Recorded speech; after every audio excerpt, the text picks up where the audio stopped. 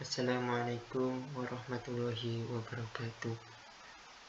Alhamdulillahirrabbilalamin. Wa bihi nasta'inu ala umuri dunya waddin. Assalatu wassalamu ala asrafil anbiya'i wal mursalin sayyidina Muhammadin wa ala alihi wa sahbihi ajma'in, amma ba'du. Kami dari kelompok 7 akan mempresentasikan tentang sejarah penyebaran Islam di Indonesia. Yang beranggotakan pertama Nabil Ar-Razak dengan NIM akhir 60, kemudian Tegar Faid dengan NIM akhir 65, kemudian dengan nama Sri Anim dengan NIM akhir 66, dan Afiqatul Aghnia dengan NIM akhir 67. Islam di Indonesia. Indonesia adalah negara yang memiliki populasi muslim terbesar di seluruh dunia. Pada saat ini diperkirakan bahwa jumlah umat muslim mencapai 207 juta orang. Sebagian besar menganut Islam di aliran Sunni. Jumlah yang besar ini mengimplikasikan bahwa sekitar 13% dari umat muslim di seluruh dunia itu tinggal di Indonesia, dan juga mengimplikasikan bahwa mayoritas populasi penduduk di Indonesia memeluk agama Islam, atau hampir 90% dari populasi Indonesia. Namun kendati mayoritas penduduk beragama Islam, Indonesia bukanlah negara Islam yang berdasarkan hukum-hukum Islam. Justru Indonesia adalah negara sekuler, demokratik, tetapi dengan pengaruh Islam yang kuat. Adapun teori-teori masuknya Islam di Indonesia.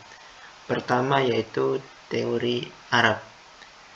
Teori ini menyatakan bahwa Islam dibawa dan disebarkan ke Indonesia langsung dari Arab pada abad ke-7 hingga abad 5 Masehi, saat kerajaan Sriwijaya mengembangkan kekuasaannya. Kemudian kedua yaitu teori Cina. Islam datang dari arah barat ke Indonesia dan ke Cina bebarengan dalam satu jalur perdagangan. Islam datang ke Cina di Canton atau Guangzhou pada masa pemerintahan Taizong sekitar 627 hingga 650 dari dinasti Tang. Jadi di teori Cina ini dijelaskan bahwa misalnya Islam masuk ke Indonesia melalui perdagangan. Kemudian yang ketiga yaitu teori Persia. Teori Persia lebih merujuk kepada aspek bahasa yang menunjukkan bahwa Islam telah masuk ke Indonesia dan bahasanya telah diserap, seperti kata abdas yang dipakai oleh masyarakat Sunda merupakan serapan dari Persia yang artinya wudhu. Kemudian teori India. Teori ini menyatakan Islam datang ke Indonesia bukan langsung dari Arab, melainkan melalui India pada abad ke-13. Dalam teori ini disebutkan 5 tempat asal Islam di India, yaitu Gujarat, Mumbai, Malabar, Coromandel, dan Bengal. Jadi teori India ini bertentangan dengan teori Arab. Kemudian teori Turki. Teori ini diajukan oleh Martin van Bruynesen yang dikutip dalam Manfield Hasbullah, yang menjelaskan bahwa selain orang Arab dan Cina, Indonesia juga diislamkan oleh orang-orang Kurdi dari Turki. Kedatangan Islam ke Nusantara telah melalui beberapa tahap dari individualis, kelompok, masyarakat, negara atau kerajaan sampai membentuk mayoritas. Jadi dari kelima teori tadi merupakan salah satu teori masuknya Islam ke Indonesia, entah melalui jalur perdagangan atau lain sebagainya. Kemudian adapun strategi penyebaran Islam. Pertama, melalui jalur perdagangan. Awalnya Islam merupakan komunitas kecil yang kurang berarti. Interaksi antar pedagang Muslim dari berbagai negara seperti Arab, Persia, anak benua India, Melayu, dan Cina yang berlangsung lama membuat komunitas Islam semakin berwibawa dan pada akhirnya membentuk masyarakat Muslim. Kedua yaitu melalui jalur dakwah bil al-hal yang dilakukan oleh para mubalik yang merangkap tugas menjadi pedagang. Proses dakwah tersebut yang mulanya dilakukan secara individual. Yang ketiga yaitu melalui jalur perkawinan, yaitu perkawinan antara pedagang muslim mubalik dengan anak bangsawan Nusantara, berawal dari kecakapan ilmu pengetahuan dan pengobatan yang didapati dari tuntunan hadis Nabi Shallallahu Alaihi Wasallam. Kemudian yang keempat melalui jalur pendidikan, pusat-pusat pendidikan dan dakwah Islam di Kerajaan Samudra Pasai berperan sebagai pusat dakwah pertama yang didatangi pelajar-pelajar dan mengirim mubalik lokal, diantaranya mengirim Maulana Malik Ibrahim ke tanah Jawa. Kemudian yang terakhir melalui jalur kultural. Awal mulanya kegiatan islamisasi selalu menghadapi benturan dengan tradisi Jawa yang banyak dipengaruhi Hindu-Buddha. Setelah kerajaan Majapahit runtuh kemudian diganti oleh kerajaan Islam. Di Jawa Islam menyesuaikan dengan budaya lokal, sedangkan di Sumatera adat menyesuaikan dengan Islam itu sendiri.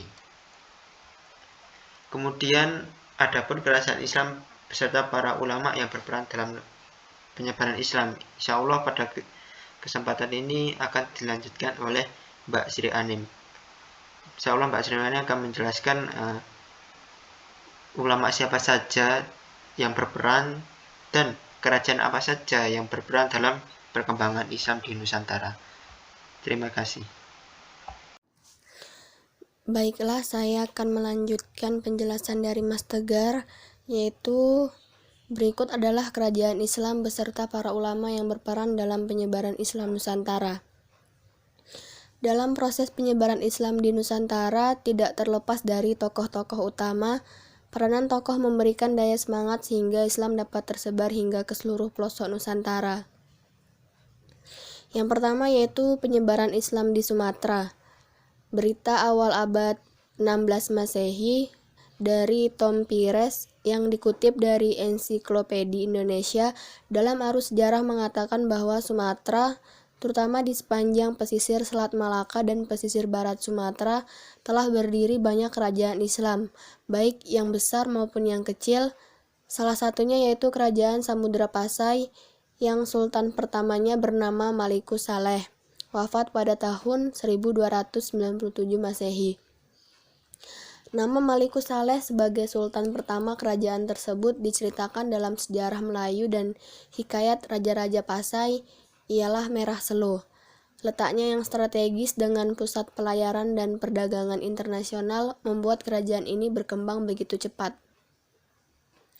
Yang kedua yaitu penyebaran Islam di Jawa. Proses islamisasi yang terjadi di beberapa kota pesisir utara Jawa, dari bagian timur sampai ke barat, lambat laun menyebabkan munculnya kerajaan-kerajaan Islam yang dibuktikan berdasarkan data arkeologi dan sumber-sumber babat, hikayat, legenda, dan bertia asing.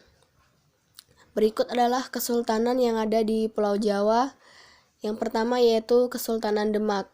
Kesultanan Demak merupakan kerajaan Islam pertama di Pulau Jawa yang berdiri sejak akhir abad 15 setelah runtuhnya ibu kota kerajaan Majapahit di Trowulan oleh bangsa Girindra Wardana dari kerajaan Kadiri pada 1474.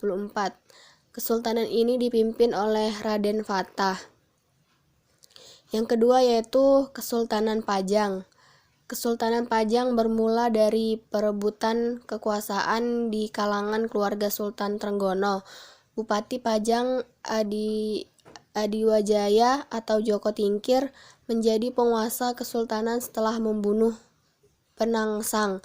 Joko Tingkir merupakan ipar dari Sunan Prawoto, anak dari Sultan Trenggono. Ia dinobatkan sebagai Sultan Pajang dan diberi gelar Sultan Adiwijaya.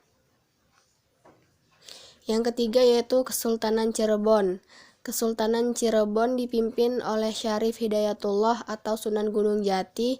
Ia wafat pada 1568 dan dimakamkan di Gunung Sembung yang kemudian dikenal dengan Astana Gunung Jati. Penggantinya ialah Pangeran Suwarga. Yang selanjutnya yaitu ulama-ulama besar yang berperan dalam penyebaran Islam di Nusantara. Yang pertama, Syekh Maulana Malik Ibrahim. Maulana Ibrahim adalah seorang pandita termasyhur asal Arabia, keturunan Zainal Abidin dan sepupu Raja Cermen. Maulana Malik Ibrahim merupakan tokoh yang dianggap paling senior dalam menyebarkan Islam di Pulau Jawa.